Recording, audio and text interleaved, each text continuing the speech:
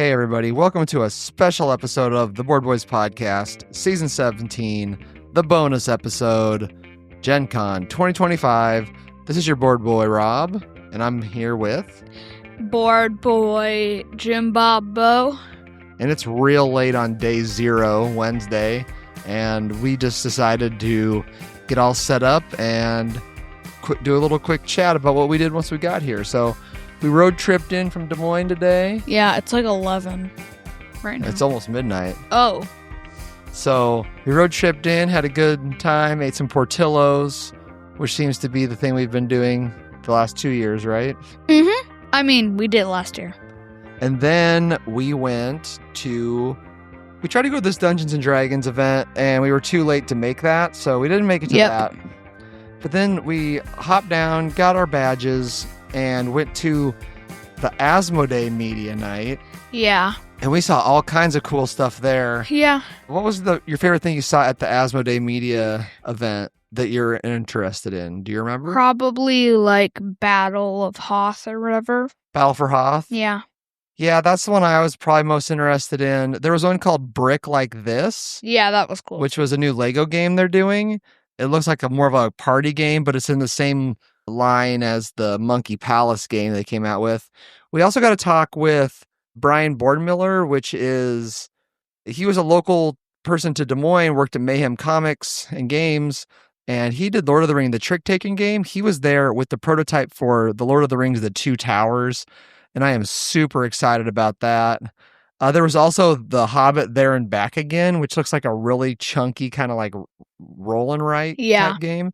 Mm-hmm. And then Battle of Hoth is the one that I wish I would have pre-ordered. Yeah. We're going to have to go see if we can stand in line and pick up a copy tomorrow. It is based on the Command and Color system. What? It's a game. Oh. We met the designer. He was there. And yeah, we saw Richard Borg. He was there. And I don't know, it looks cool. The miniatures look cool. You can play up to 4 players if you have 2 sets, which is interesting.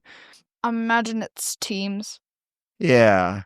It's the Command and Color system, but I'm trying to think. Memoir 44 is a game in that line of games. It's a World War II game. And we also saw the Clash of Clans game. Yeah, the Clash of Clans. By Eric Lang, and that looked really cool. I showed him a video of Beau when he was a hog rider when he was 2. And I had watched my parents play Clash of Clans, and I ran around yelling hog rider, so. That's true.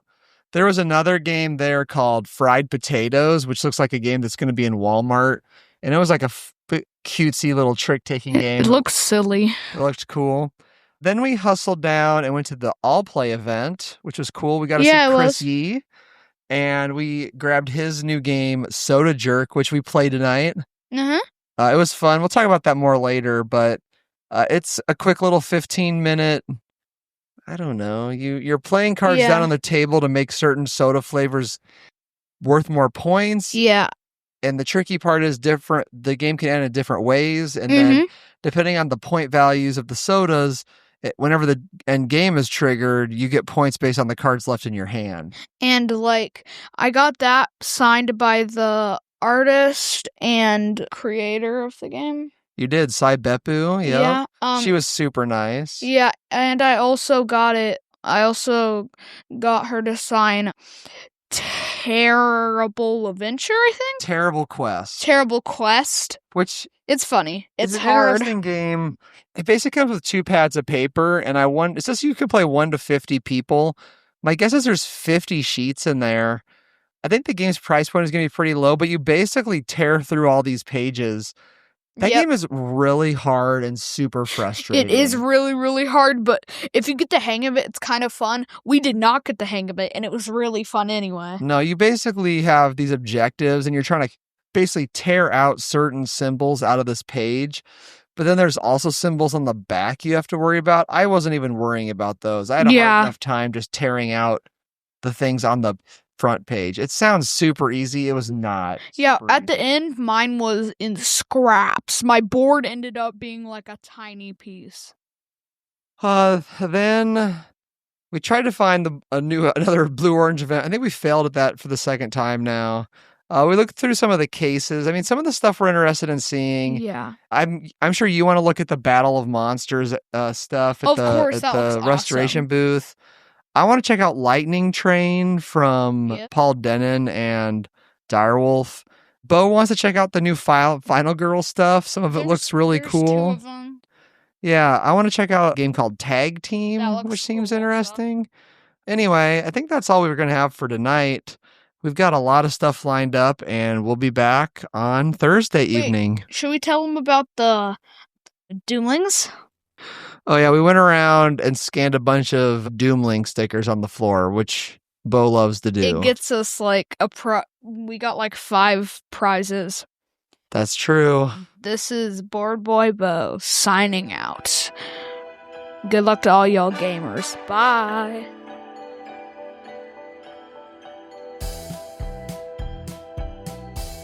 All right, everybody. It is Thursday night, day 1 of the con.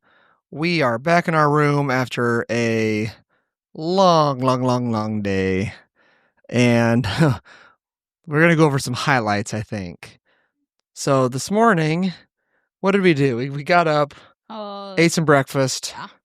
And then we went over, and the first thing we did was go into the DeVere room because they were open before everybody else, and I picked up copies of Ace of Spades for Board Boy Jake and myself.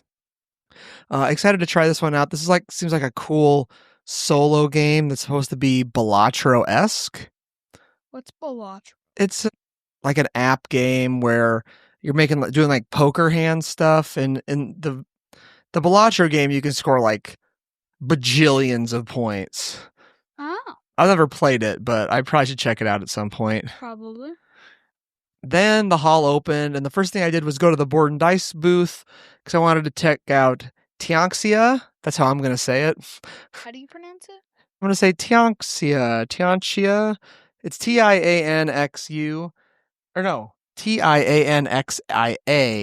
And it is their next Euro game by Daniel Tassini. Super pumped for this one. It's a worker placement game, and it also has like great wall vibes because you're building walls to try to protect the 7 kingdoms from the invading forces. Huns or whatever you want to call them. Yeah, so Beau and I got like a quick little demo of that, and supposedly he says he'll play this one with me. I think this was his appeasement for me for some reason, probably because where we went next. No, that's not the reason. It was because it looked cool. Okay. And I wanted to push the guys off the boats. That's true. It does have a cool little mechanic where you put guys on these boats and then you push them off onto the docks, which is kind of fun. No, you just push them in the water, then they swim to the docks and become merchants. See, you've retained more of the rules teach than I did. Oh, okay. So congratulations. Yeah, and then so Beau, where did we go after that? Do you remember? Wasn't it Heroescapes? We did. We went to Renegade, and we checked out all their new Heroescape stuff. Yep. And we got some figures because we forgot your army because you're doing an event on Sunday. Yeah, and I'm still missing 125 points. Tomorrow we're going to go back and get 125 points worth, hopefully. Yep, he's going to be a little short currently on his army. Yep. So after that, I think we went to the Asmodee line because they had a bunch of IP stuff that we wanted to check out. Yeah, we got Battle for Hoth. Yeah, Battle for Hoth, which we were excited to play. We're not sure if they were supposed to be giving out or not. No. So at the event last night, they were like, yeah, Battle for Hoth, you can get it tomorrow. I didn't pre-order it because I was a dummy. And then we got down there and they said, we're not selling Battle of Hoth until tomorrow unless you have pre-orders.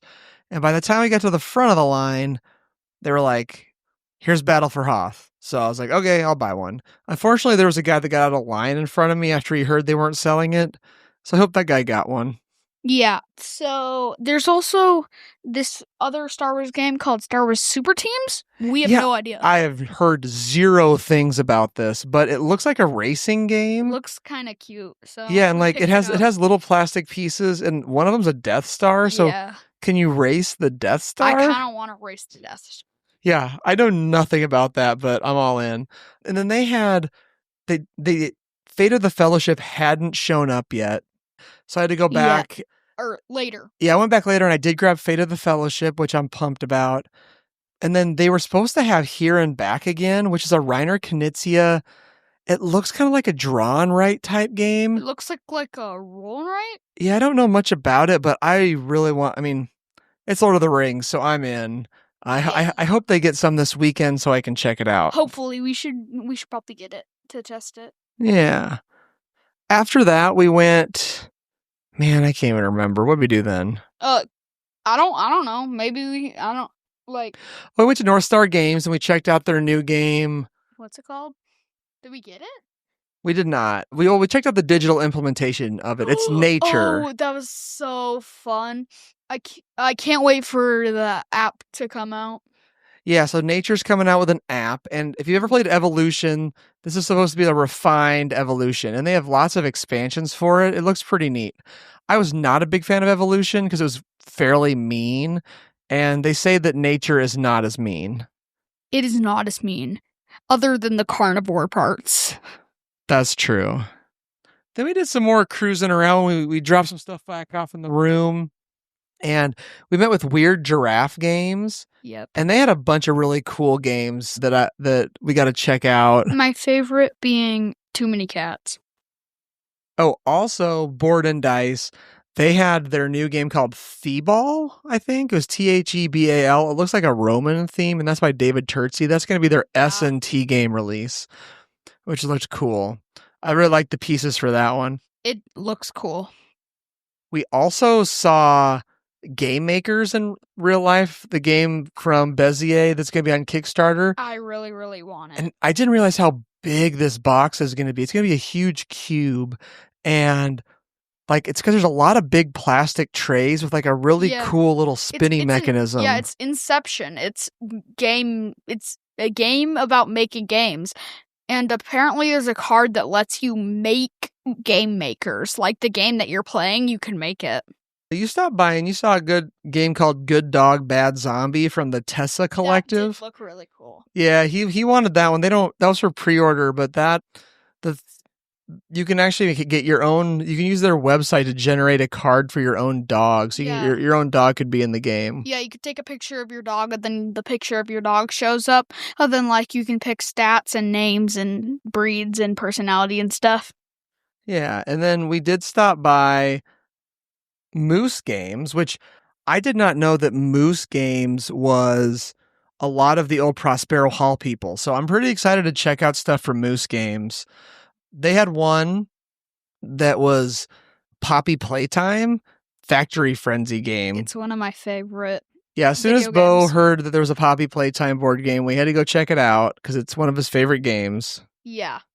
And what'd you think about it? Tell us a little bit about Poppy Playtime. Okay, so like the video game or the actual game? The board game. Okay. So it's sort of like Chinese checkers, but like no pieces get eliminated or anything. So you're running around the board and you can get out and your goal is to escape Huggy Wuggy and you can't leave without a toy.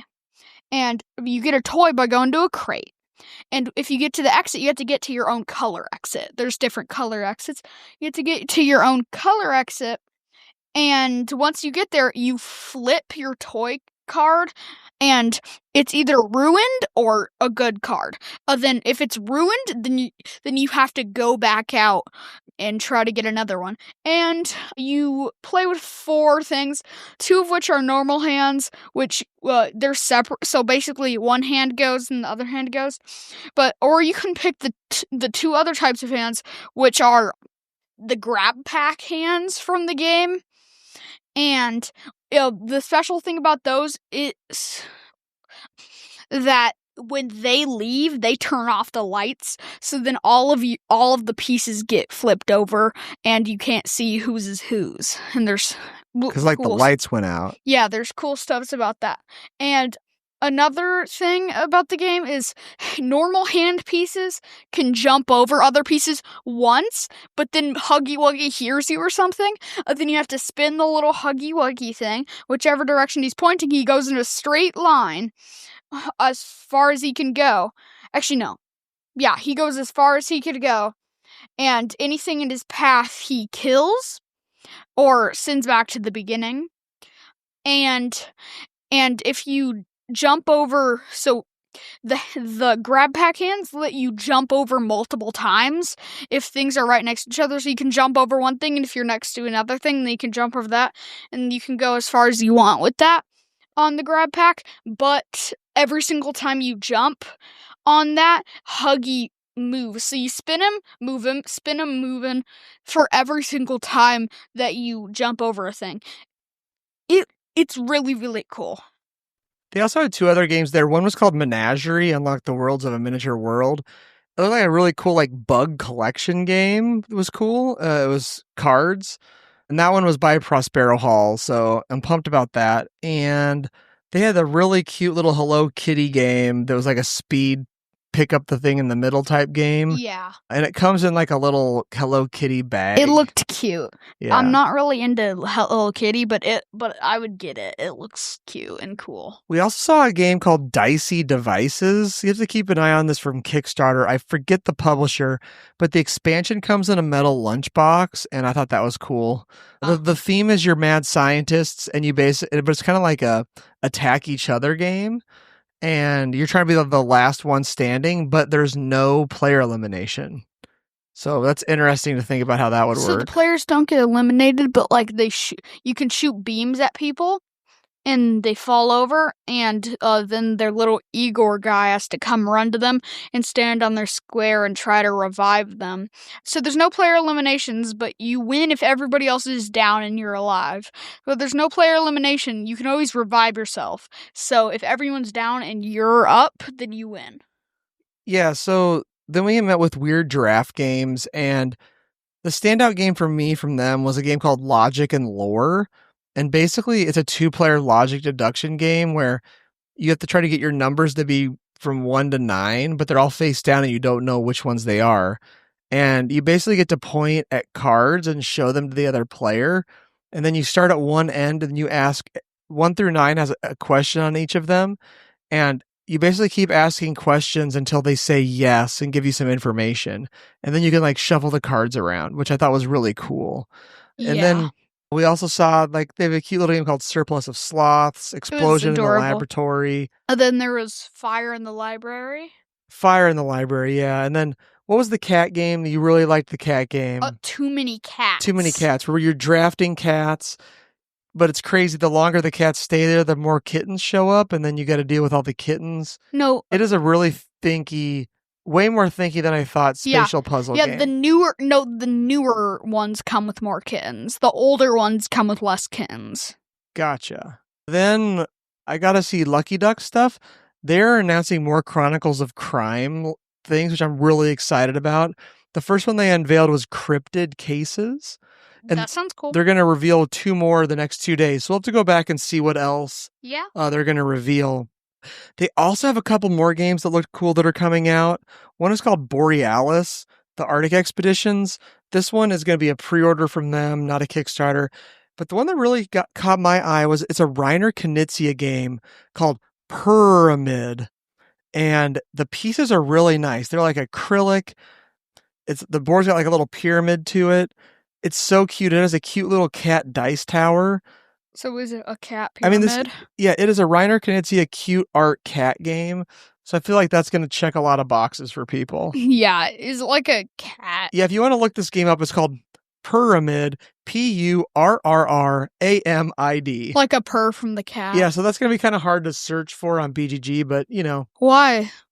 Because you have to spell it right. Yeah. In the game search box. Then Beau got to paint a Warhammer miniature. Woo, that was fun. That was cool. That was interesting. I painted mine red, and the floor got all jumbled up with a ton of different paint. So now the floor is ugly, but I still like it. And I tried giving him blue shiny eyes, and then it blotched all over his face. So then I just had to paint red over it. And then the base was silver and red and blue and a ton of colors, and they all got mixed on accident. Then we met with Level 99 and D. Brad Talton Jr. He's kind of the main guy there, and he's also like one of the main designers. Like he designed Spooktacular, which we've talked about, and we actually got to play Spooktacular with him. Yeah. So that was really fun. He also showed us the Dealer's Tarot, which is a book he's coming out with. And he's coming out with playing card deck sized tarot cards. And it's basically a bunch of different card games you can play with a deck of tarot cards. It sounds cool. Which was interesting. We We played one of those, a trick-taking one. I don't remember what it's called, but it was fun. It was really weird where basically you never had to follow suit and trump were negative points. I got like -5 points. Yeah, and you're trying to make sets of... Basically, you just put... With all the cards you took at the end of the game, or you had cards left in your hand, you made sets of the different suits. And then for every set, whatever the lowest number was in that set, that's how many points that set was. What was your in-game score? Like 12. Mine was like -5. And then we are going to check out the Dead by Daylight board game. It looks cool. Which is a 3 to 5 player, and it says light game, 45 minutes. I've never played the video game. I've never heard of it. Beau seemed really all about this one, so we're definitely going to go to the booth and check that out. It looked interesting. Then we hit the Strike tournament for the second year in a row from rolling dice and taking names. And this year I did not get second place. But that's okay. Yeah, we got eliminated in the first round. But that is perfectly okay because both our tickets got something. That's true. When we ate some really good food and we got to hang out with some cool people. Yeah, and we got Sims the board game and Fliptoons, yeah. Which I'm excited to play some Fliptoons. That's one I wanted to pick up anyway. Yeah, and I just saw it and it looked cool, so I picked it. All right, Beau, out of our pile over there, give me your top 3 games you want to play first. Probably this isn't in any specific order, but just The Sims, Fliptoons, and where is it? Poppy's Playtime? Yeah, Poppy Playtime. And what was that other game that we saw with Poppy Playtime? Oh, no, we didn't get any other games with Poppy Playtime. But there's a fourth one that I want to play. What's your honorable mention? Buffet Boss. Oh, Buffet Boss. Yes. Yeah, it looks like a fun stacking game. It does. I think Fate of the Fellowship, because it's Lord of the Rings. Yep. Tianxia, the Heavy Euro, and I don't know. Battle of Hoth? Yeah, really. I mean, I really want to play Battle of the Hoth, too. I think Gatsby. The 2-player game for Pandasaurus, I really want to play that one. Like The Great Gatsby? Yeah, it's themed off The Great Gatsby. It's probably 2 really good designers that I like, so... And then my honorable mention, like the game I didn't even think about, would be the Super Teams. And I want to race some Star Wars guys. But it looks really, really fun. And apparently, you might be able to race the Death Star, which I don't think can move. So. All right. Well, let's get to bed and come back tomorrow with our thoughts on Friday. Yay. Yeah. Yeah. This is me signing out.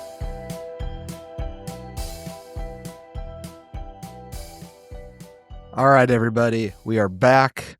It is I guess it is Saturday. It was too late last night to record, so we're doing this Saturday morning.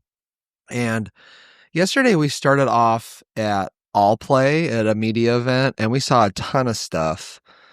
All Play has a ton of new stuff coming. Some stuff that I was interested in. One was a little trick taker called 3 Witches. It's a 3-player trick taker. You play as the Fates. You have to follow. There's no trump. You bid on tricks. And depending on the trick, you always play like 2 versus 1. So the teams are like constantly switching. It's based on a game called 5 Deadly Venoms that I hadn't heard of, but it seemed really cool. That's going to be one of their tiny small boxes. They're also coming out with the Networks, which was Formal Ferret. And it seems like a lot of the same art, but it is going to be a streamlined version of that game. We also saw Sail Legacy, which... I was confused as to the price point on Sail Legacy when I saw it on the Kickstarter, but it is a gigantic box. It is way bigger than any other All Play box. I'll post some pictures of it. It is huge, but Sail Legacy sounds really cool. Now I might have to check out the original Sail game to see if the Legacy might be something we want to check into. They also have another Legacy game coming called Mountain Goats, the Fabled Lands. That's about all I know. They say if you know how to play Mountain Goats, that's a starting point. It's going to be like a family weight Legacy game. There's going to be Kabuto Sumo Dice, which if you know what Strike is, supposedly it is Strike, but better, they said. So we really like Strike. We really like Kabuto Sumo. So Kabuto Sumo Dice sounds pretty cool. They also have a game called River Valley Jewelcraft coming out in the world of River Valley Glassworks. It's going to be about the same weight, and all the animals are going to have to do with like digging, but they've changed the TBD, like the mechanisms they've kind of been mixing around, changing. They didn't like it to begin with. So, but it's going to be on that same level. That's all I know about that one. They also had a game called French Toast where you give a word, guess a word, and you keep having to go back and forth until you can get to the actual word, which seemed like an interesting party game. And if you're a solo player, they have a game called Enchanted Ivy that's kind of like a campaign. It's going to be like a super cozy little 10-15 minute gentle rain type thing in a row. And then one more called Jibber Jabble, which I had to ask him how to spell it. It's Jibber Jabble. And it's out right now. And then you can buy it from this person's website.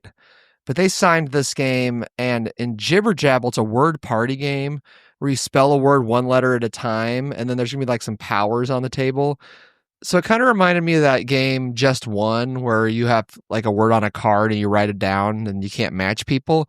This is similar where there's a word on a card and you'll start spelling, like if the word is cat, I might say M, and then the next person might say I, thinking that I was going to do milk, but I was going to maybe try to spell meow or something like that. And so I can see this game having a lot of like, what the heck are you doing kind of moments, because just changing the word, what you thought you were trying to spell. But is there anything of that?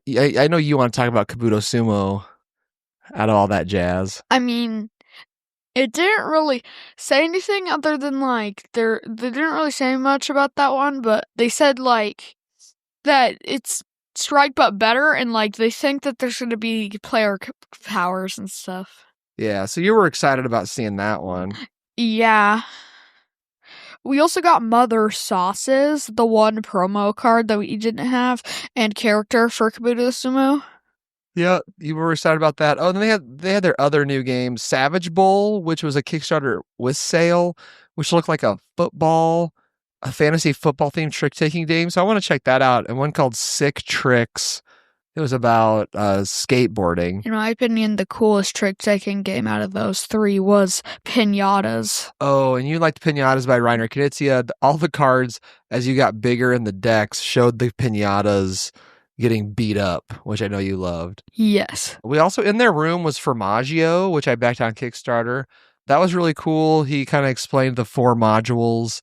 Got to meet one of the owner of R2I Games and one of the designers. And yeah, I'm really excited about Formaggio. I'm just going through some other pictures here. We were walking Chip Theory Games. Has kids games? I didn't know. What's Chip Theory? We played Octo Grabble. Oh, that one. Yeah. And it was like with chopsticks, but then there's like a really cute little cheater chopsticks octopus thing that you put on them. Yeah. And there's 2 modes. One's like a race. You're trying to pick stuff up out of the middle. And the other one is kind of just a turn-based thing. Yeah. I didn't know, like, they had really solid little cute kids games. So they were. So if you have younger kids, Chip Theory Kids, check that out. I did not know that existed. We walked by something called the Little Game Master that Beau is really excited about. It's basically an RPG system for kids to run with kids. Yes, and like the characters so there's the older kid side where it says like, so there's like, it says what it does, or if you're playing with younger kids, which you can, then you can flip it over and there's illustrated images of things they can do, and they can be like, I want to do that one.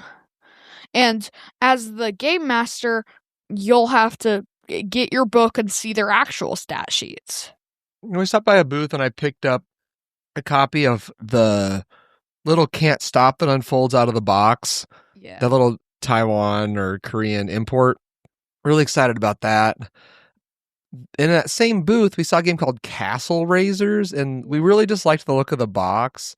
and the theme looked cool. And so Beau wanted to check that one out. I'm pretty sure. And basically, you're the 3 little pigs trying to build up your castle to defend from the wolves attacking your castle. Yep, I'm pretty sure that it said straight from Asia to you or something. Yeah, so we'll definitely do a review on that one. I'm curious about that. Then there was a cute little booth. They had a game called Spy Outs. Beau really liked the art on those little cute guys, and the game came in a lunchbox, which was kind of neat. There was Spy Outs, and what was the other one, like the neighbor one? Oh yeah, something about being a neighbor. Unfortunately, I don't remember that one. That one was like Horrible Neighbors or something. Then we saw a giant game of the Chaos Chess. It's basically 4-player chess. Yes, it looks cool. It was pretty wild. Yeah. If you put your queen in a certain area, then like your queen can attack the entire board, mostly. Then we went to an event for Czech Games where Vlaja Jabble, he ran a game of Galaxy Trucker for us. That was awesome. Yeah, and we got to play with the new Do What expansion. Yeah. And a lot of the stuff, and that's cool. There's like VIPs that you can try to like get to come to your ship based on how you built it. There are special super events that do crazy wild stuff. We got to teach a couple of new people how to play the game. And then he was the crazy game designer event that was going around and just messing with people's tables doing stuff. It was a really fun event. He never came to our table, though. I think you mostly didn't want him to do that. I mean, I kind of wanted him to.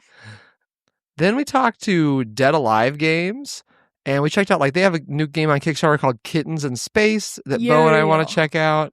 He wants to submit our cat Michael to win the kitty to put him in the game award. Okay, guys. So every single time we get somebody to back this game that is not us, then we get to enter our cat to be in the artwork of the game. And every time we take a picture with our cat and tag Dead Alive Games, then we also get an entry. But every time somebody else gets it, signs up for the promo release or whatever, like the Kickstarter, then we get 5 enters. So do that if you want Michael to be in the artwork of the game. Kittens in Space. Yeah. They also had like Cyber Pet Quest, which is like a cute little dungeon crawly cyber pet game. And their Euro game Lunar Rush also seems kind of cool. So I've never really worked or talked with this company before, but I was kind of interested in some of their designs. They were really cute. And my favorite thing was they have a Lunaverse, which is like their little multiverse, and like there's a timeline with every single one of their games fits into a timeline. I don't remember, but yeah. I think what we got to next was like, wasn't it the Lord of the Rings table thing? Yeah, so Lord of the Rings Confrontation, we got to see the actual stuff, and they had the table with the pedestal. Oh my gosh, I wish I just had the money to drop on this thing. Yes. It's like, beautiful. But where would we put it? It's the thing. I don't know. Even like the tabletop version, it looks really cool. Like all the characters are big, but I think we can just stick with our old little box edition. You say that until you want to get the big box.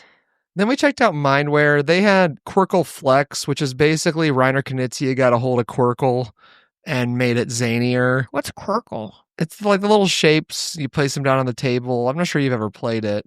But basically there's like some half and half shapes. And so you can basically score in more ways.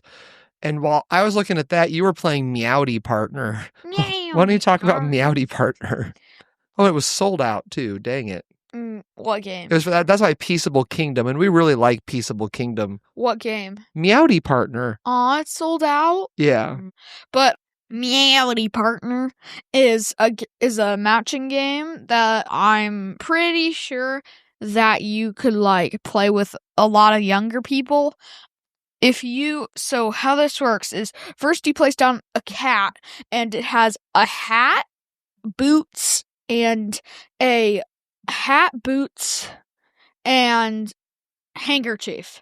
And they're all different colors, or sometimes they could be the same color and stuff like that.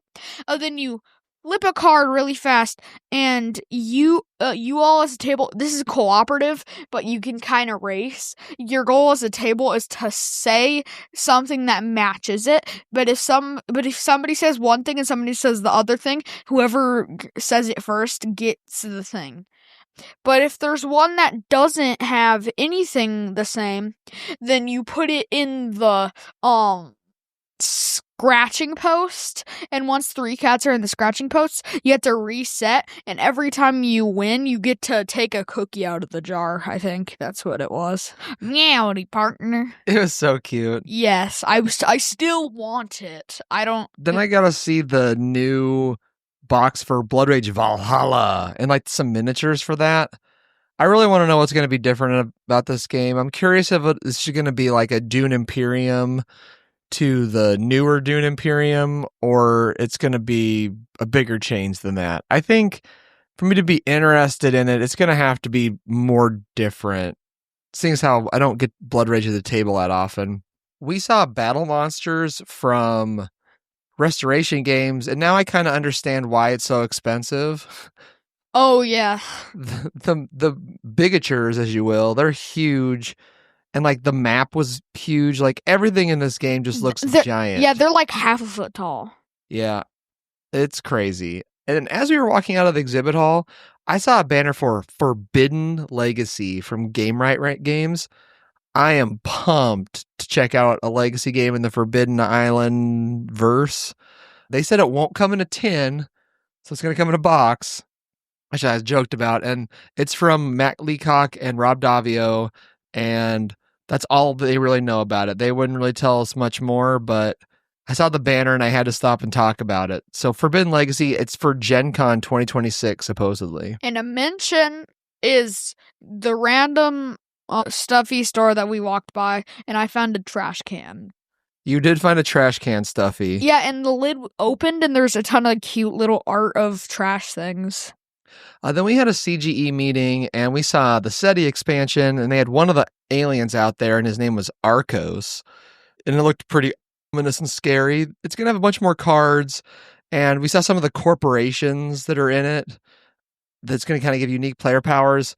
You know, we loved SETI, and it's going to have the prologue thing where it should get you started into the game farther, so the game should actually play a little faster, supposedly. That's nice. So we'll find out. You might be interested in that one. And then I already talked about Galaxy Tracker Do What. Then they had all the Codename stuff, which... If there's a Harry Potter Codenames. Yeah, new Codenames. Yep, there is a Harry Potter Codenames coming. The new CGE release for Essen is called Wispwood. Yeah. And it looks like a pattern building game. And like, you're basically scoring off of these 5 different cards. And you basically draft these tiles and then fill out your grid. And then it's going to have one of these colorful tiles, but then the rest of it has to be filled out with forest. And then after you build your 5x5 grid, all the forests come out, and then you rebuild a 6x6, and then all the forests come out, and then you build a 7x7, and the game's over. So if you like pattern building spatial games, this seems like a family weight one from them. Yeah. Then we went to a Carvex event, and I saw a game from Upper Deck called Wonderland. It's Tiny Tina's Wonderland's The Chaos Chamber. And it was like a trick-taking game in the Tiny Tina Borderlands universe. Anyway, the art looks really cool. I'm curious to see. I'm always interested in a trick-taking game. The box had 5 dice in it, so we'll check it out. Then Beau got to see something that he was super pumped about. Oh, sorry. He wants to talk about one thing from Upper Deck as well, which I am very sad about because it is a CCG. Run away now. I love it, and I'm gonna open it while we're talking. So we got like a copy of it. Neopets. If you know what that is, if you at least know what the word is, then yeah, it's Neopets, and they redid the card game. But there's also like old video game, and Rob knows nothing at all whatsoever other than the word Neopets. That's true. I know of Neopets, but Beau apparently knows everything about Neopets. I like paintbrushes. and was talking to them all about it. And I'm like, I have zero idea what you're talking about. Also, I've never heard you talk about this before. How do you know about it? I've seen YouTube videos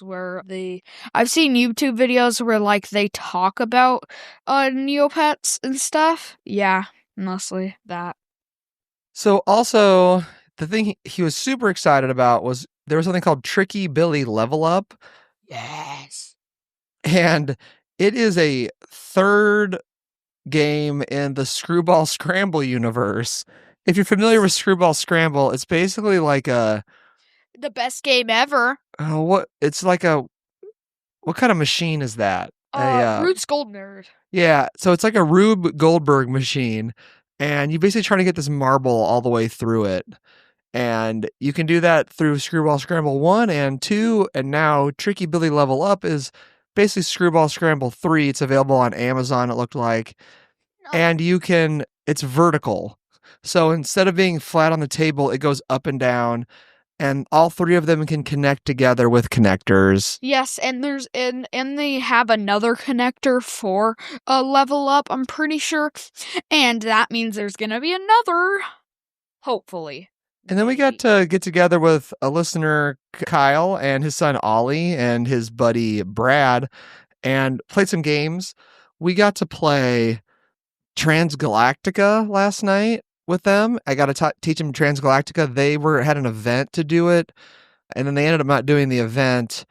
And I was like, you got to make sure that the person knows how to teach you all the correct ways now that we figured that out through the errata and some forum stuff from Ticini himself. And we did. And I think overall, everyone really enjoyed it. I really liked playing it with all the little modifications.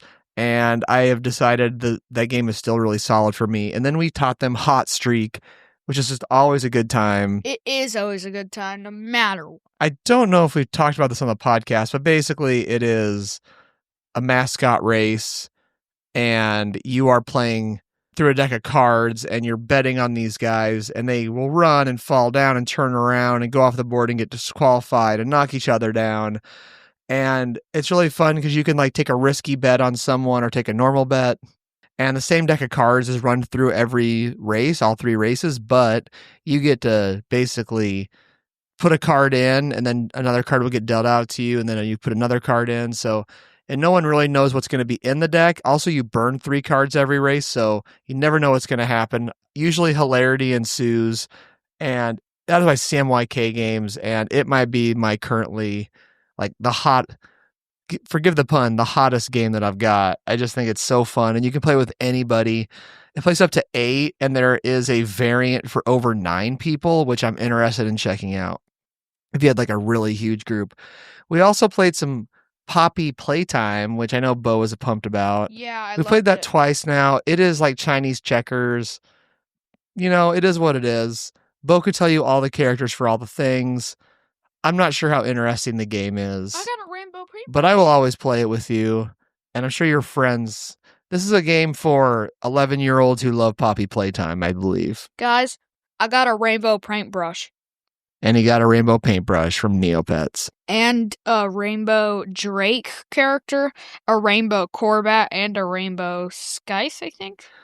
All right, well, we are going to go get some breakfast and head over to the convention hall. The first thing I'm going to try to do is go snag a copy of 12 Rivers, which seems to be the hot game of the con. I'm excited about that crazy, weird-looking worker placement type game. Yeah. And Brad last night told me he demoed it, and it seemed really worth it. And they sold out in 26 minutes. Yeah, that's true. So we're going to go check that out, and we'll be back later today with some thoughts on Friday. We hope you like board games. Goodbye for now.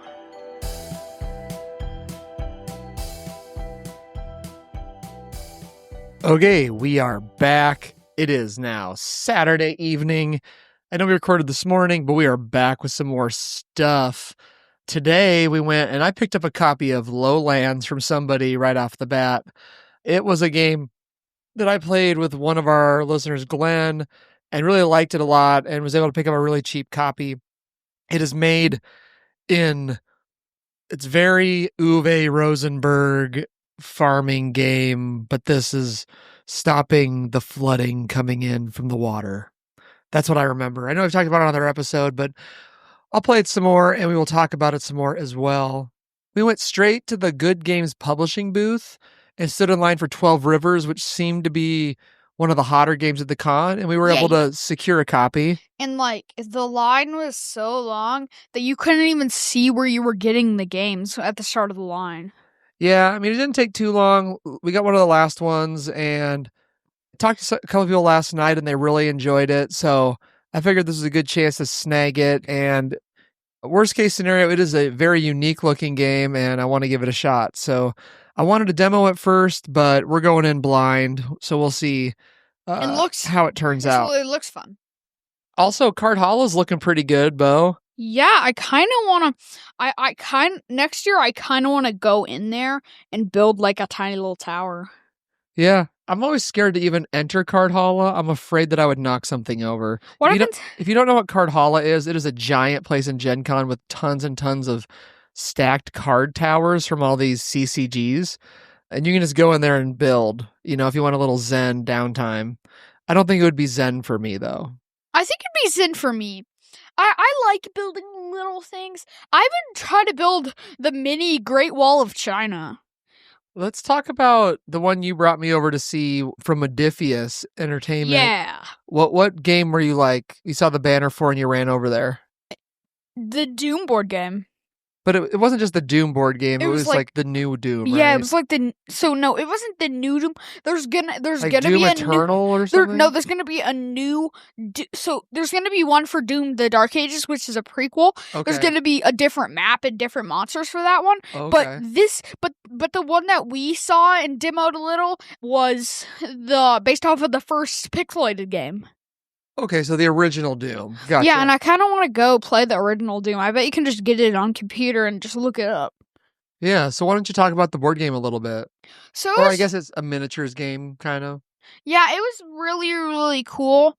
One person gets to control the demons, and one person gets to control the Doom guy, or in the Doom Dark Ages, Doom Slayer. And you can play multiple people play different demons and stuff, but there wasn't much about it, but it was really, really fun. I don't remember the rules, but yeah. Yeah, it looks like it was a 1v1 or 1v-many, where one person was a Marine against the demons. Not Marine. Space Marine. Dad, that's from Warhammer. No, that's in Doom. That's who that guy is. He's a Space Marine. Trust me. He's a Doom guy. I'm also the Doom guy.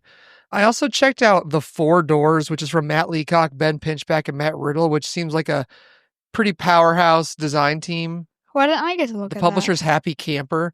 We got a review copy of this, so we'll be giving a review of The Four Doors. It's supposed to be Pandemic Light, and it looks like it's like all cards, so it's a really small box. Mm-hmm. So I'm excited to check out that one. Which one was that? When was that? You were not there. Oh, okay. That.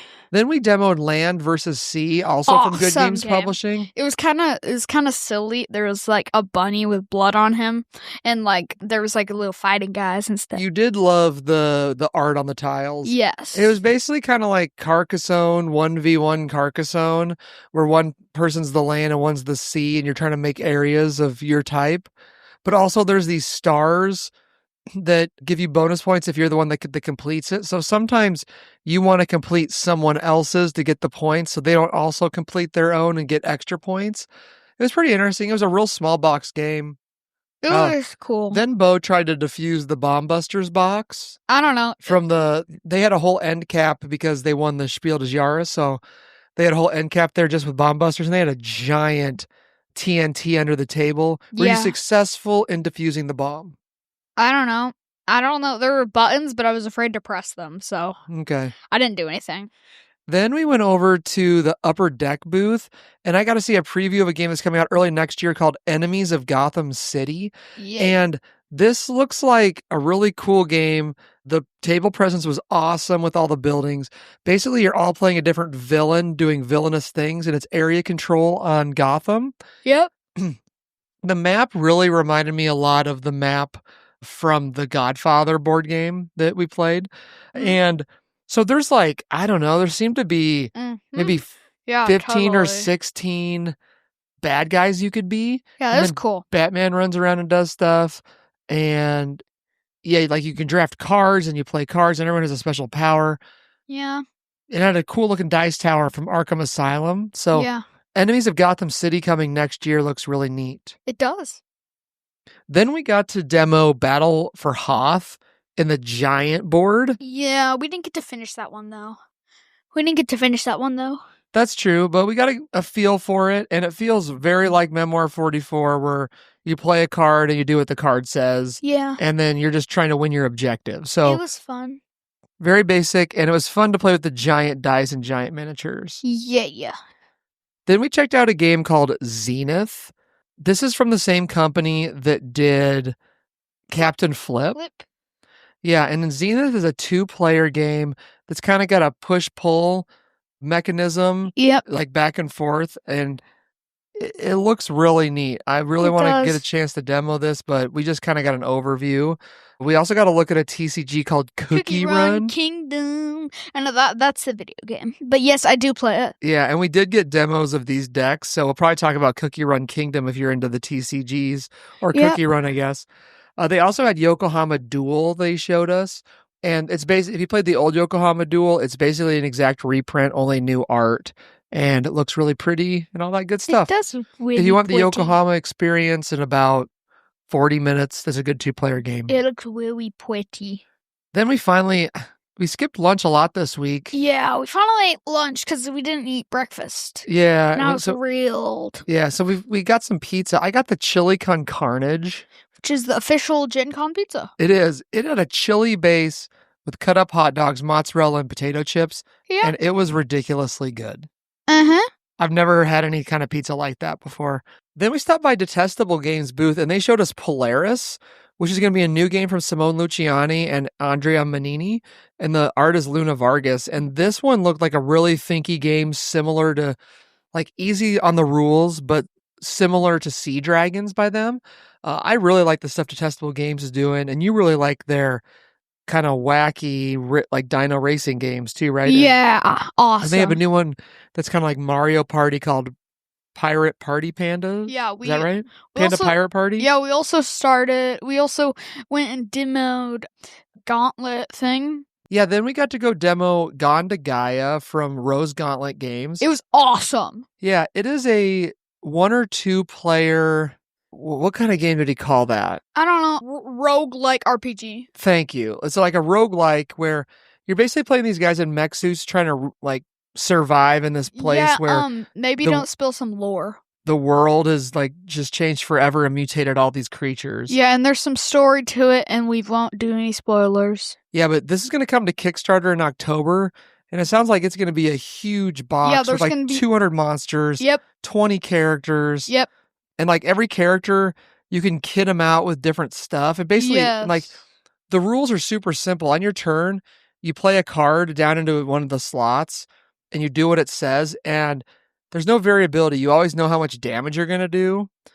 Then the creatures will react and you roll a dice. And depending on what you roll, they will attack back if it went in a certain direction. And then you go back and forth taking turns doing this until you run out of juice. Yep. And then the monsters will get a chance to come and actually like attack you proactively. And then you go through it like a little story phase and you can go to town and like you can get permanent upgrades. Yeah, but mostly there's different waves. So like once you run out of actions and they do their parting attacks, and then you go off into the next wave and fight other things. Yeah, but we just played a demo. Yeah, it was really cool. I'm definitely going to keep an eye out for that one. Yeah, it looks very big, or it will be very big. We also got to take a look at Death by Daylight, which is a board game based on a video game that I've never played. But that looks really cool. I'm hoping to be able to do a review of that sometime. It was a 1 versus many monster versus the heroes type game. Meowdy partner. And there's a lot of expansions for that game. I was surprised how for a game like that, it actually is supposed to play fast, like in 45 minutes, which is great. It's supposed to be simple, and it's rules light. So that's by level 99. That looked really cool. Yeah. And we sat down and played Nature. That was awesome. Yeah, you like Nature? I don't know. I've just never really been into any of those evolution nature games. Yeah, I didn't like the physical version. I liked the app. Yeah, I could see that. It feels more like an app. I don't really like the attacking each other. It feels nature makes attacking each other like feel less bad, but I don't know. But the game is only like 30 minutes long if you know what you're doing, so Pretty much. it's fine. Like I don't know why I don't understand how it can get reprinted and re-implemented so many times and why people love it so much. I mean, I love it. Well, there you go. Maybe it's just not for me. Well, tomorrow we got some stuff going on. We will be hanging out at Gen Con and then hitting the road, and then we will have to record a kind of a total recap after the fact on our Sunday, and then maybe we'll give some highlights of the overall con. Yeah. Tomorrow you have a Heroescape event, which should be cool. Awesome. Yeah. And then I should be able to come back and talk more about some stuff from Bezier Games, especially their new Game Makers game they're coming out with. Yeah, that I want that game. It looks very, So I'm super very big. excited to talk to them about that. Yeah, you can make the game that you're you can make Game Makers the game in Game Makers. It's so meta. Yeah. All right, well, until next time, we hope you like board games. This is Board Boy Beau signing out. I hope you like board games. And comment in the Discord, are you a nature person or are you not a nature person?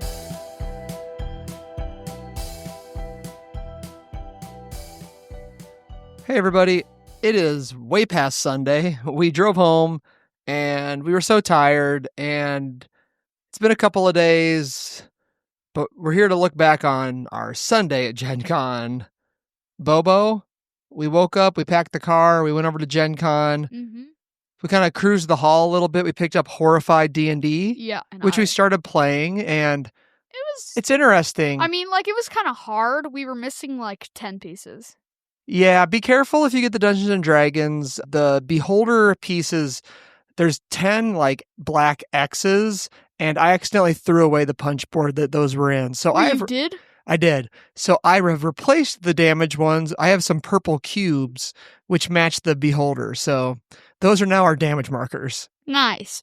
So that's my PSA for Horrified Dungeons and Dragons. Ultimately, I think it's going to be pretty fun. The map is kind of zany. There's there's like teleportation. Yeah, and the monsters seem cool. Mm-hmm. Red Dragon Mimic, Beholder, and what's that one called? The Displacer Beast. Yeah. Yeah, and I'd say if you know Dungeons and if you know Horrified, you'll know like 90% of the way how to play Horrified D&D. Yeah. Everyone's character power, you actually roll a d20 to activate the power and see what happens, so that's kind of fun. And on 1 it's like critical fail, and 20 is a crit success, and you get to do cool stuff. Like D&D. Yeah, man. Then you were on a Heroescape event, and you ended up being the only child in the children's event. Yep. Why don't you tell me a little bit about your Heroescape adventure? So since I was the only child, I played against one of the, I think it was the head developer. I won. And I was using a team with, based around Queen Maldirex, and I had Queen Maldirex, her honor guards, and I don't remember what they're called. There's these little bug guys, and they create like a giant bug ball, like in Critters. So I understand how it works now. You start with Bug Ball, and you could start with either those guys on the board too, or those guys on Bug Ball. And Bug Ball can do moves to detach them and stuff, and they have their own stat sheet. But otherwise, if you want to, instead of taking damage, in my opinion, you don't do it until something can kill you, then you can remove one of those little guys off him. And I was also using crab dudes just on the side because I needed a little more points. Nice. While you were doing that, I went over and had a meeting with Bezier Games, and I got to talk to Jay there about the game makers. I think I'm going to have Jay on an episode, and we're going to do an interview with him. But the game makers ended up being this huge thing. It's going to play 6 people. If you don't know what the game makers is, it basically has a bunch of real games in it, and the board game is making board games. There's something cool. There's a card that lets you to make the game makers while you're playing the game makers, and it's very meta. Yeah, and like the player boards are huge. The center table thing is huge. It looks like the box is really big. Everything was just much bigger than I thought it was going to be. I think this is going to have a fairly high MSRP. I think it's going to be around 150. What does that mean? The market sale retail price. Oh, I think. Okay. But I mean, I think the value is going to be there. The game looks beautiful. It does. It looks beautiful. It plays 6 players, but don't fret. It's all simultaneous. Although you may need the world's biggest table to play it. Yeah. I mean, I think our table could play it, probably. Maybe. Not. But it looks like the Kickstarter for that is going to be September 2nd. So I'm going to keep an eye out on that. We should get it. Another little scoop that I had there was the Lucky Duck booth had Chronicles of Crime. So many. And they revealed the last 2. So there's one going to be Cryptid Cases. One is Eldritch Secrets. You mean the last 3? Which is going to be about Cthulhu. And then one is called Courtroom Justice, which seems kind of lame compared to the other 2, but that one could be fun. Like you're doing Chronicles of Crime, mystery adventure about courtroom justice? I like courtrooms because I like the video game. Sorry for people who know about this, but I'm not 100% sure what it's called. It's a video game where you say things about a case and you point at people and it does damage. It's weird. It's like a fighting game, but you're in a court. I don't remember what it's called. Beau and I also got to play There and Back Again, which is the Hobbit roll and write game. It was fun. I mean, I was so tired that day, so I dropped out early, but I know it is.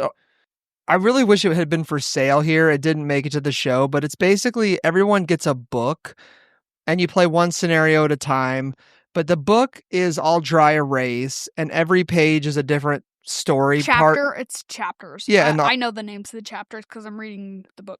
Yeah, of The Hobbit. So the one we did was part 1. And basically what we were trying to do is get all the dwarves and Thorin Oakenshield and Gandalf all to Bilbo's house. And you had to collect swords, wizard hats, and bread. Yep. Those are optional. You're just trying to make paths all the way there. You got extra points for collecting swords. You got more points if you had bread for when you delivered the dwarves because they were hungry. So you had to make sure you had the bread before you got them there. Same thing around like swords with hats. Yeah. And as soon as someone got all the dwarves there, that triggered the end and you were just done. And you do that by the first player will draft a dice and then going around, everyone will take 1 dice. And then the first player, with 4 players, the first player gets an extra one because there's 5 total dice. And then the next person will roll the dice and you draft them again. So it's basically rolling, drafting dice, and drawing. It was interesting and fun. Yeah, I'm really excited about that one. It looks very cool, and we had fun playing the first adventure there. Yippee! I guess we've also had a Tuesday night game night, and I want to talk about a couple of games that I played that were new. One was I got 12 Rivers at the table, which was a hot GenCon game. And in 12 Rivers, basically, you have these workers, and the board is like a slanty, fold-up thing. Slanty? Yeah, and it looked cool. Yeah, you put this little divider in there, and then you put marbles up there. And then you take turns placing workers on the mountain. Okay. And to block the rivers. Yeah. Then you release the marbles. And then starting from the top left and going across the top, then the next row, then the next row, you take a marble where your marker is, and then you take the marker out, and then the marbles will fall down to the next person's marker. What do the workers look like? They're just like square pieces of wood with like your sigil on them. I wish it looked like a llama. Because you have llamas, and they hold all your marbles when you take them. And the other unique part about this is to place higher up on the river, you have to discard cards, and that's a resource. And the farther you go up, the better choices you're going to have, but the more cards you're going to pay. And you can also play 2 of the same card for whatever that card's ability is. And that dude does all kinds of stuff, like lets you take an extra marble and etc. There's also these little fairy tiles. If you place next to one of those, you get the fairy tile, and that gives you an extra bonus. And then if you go down, the cool part is if you go down, there's a spot where you can take the lake, and it's the very bottom. But if whatever ends up in the lake, you get to take all those marbles. So that's cool. So if you guess right and people didn't use a lot of stuff to like take extra marbles and things, you could get a lot of stuff by risking it for the lake, or you might end up with nothing. That's cool. And then at the very end, you put your workers down there to basically take new villagers. Mm-hmm. And then after all that's done, you move your marbles from your llama to your villagers. Another unique thing about the game is that he told us he sold out in like 20 minutes. It's true. Like every day, that was just crazy. Horrified was sold out in like 10 minutes. Yep. But anyway, 12 Rivers, it's a reprint of a game. I don't know how the old one worked. I guess they revisited it. We cranked this out with 4 players in about half an hour. I wasn't there. Yeah, it was super fun. This is something easy enough, Beau, that I think you'd have fun playing it. It's a pretty quick worker placement type game. Cool. Do the marbles act like anything like in Potion Explosion? You mean like the potions? Potion Explosion, yeah. Well, it's kind of the same thing. You're fulfilling the villagers, and then the villagers have different scoring conditions on them. Okay. But the villagers don't have like special abilities like the potions do in Potion Explosion. Okay, that makes sense. But that's a good reference. Yeah. Or compare. Then we played Clank Legacy 2, which I'll skip over that because I'll talk about Clank Legacy 2 some other time. We're like 8 games into that now. That's cool. But we finished up the night with Tea Garden. Tea Garden You were excited about that. Yeah, the new one from Thomas Hollick, and this is by Capstone here in the United States. I want to say it's a newer game, but it came out last session the same as the rest of his games, but this just now got to the United States. And this one was pretty fun as well. Basically, you play cards, and they have a power to them, and you can stack as many as you want, and you basically get to do 3 actions with the cards. So you go around playing the cards, and then if there's a symbol on the top card, you get to do that action as well. Those are the bonus actions. And you're basically making leaves, spending the leaves to fulfill contracts, to build more tea gardens, to get more tea leaves. And like the leaves can go up and down, and you can ferment them, and those are better than unfermented. I would say it's about the same weight as Galileo Galilei. And we played it in like an hour with a teach. So Tea Garden, another quick, really cool Euro game from Thomas Hollick. And I wasn't there. I think that one hits just about as good as Galileo Galilei did for me. I need to play it again, but yes, I think that is it. We're going to have a bunch more stuff coming down the pipe. Beau and I will probably be going on a video review spree, maybe? I saw a ghost. And you saw a ghost? In a game. Okay. We're probably going to be doing some video reviews. I'm kind of thinking about doing some reviews where we do a video, but also podcast it. Spoot. So we talk about it, and then maybe also do some actual live play things as well. Catching a ghost right there. Oh, wait, we're not on camera. All right. Well, thanks for listening to this GenCon recap. Yeah. Until next time, we hope you like board games. This is Board Boy Beau signing off. I see ghost. I see dead people. Yeah. Bye-bye.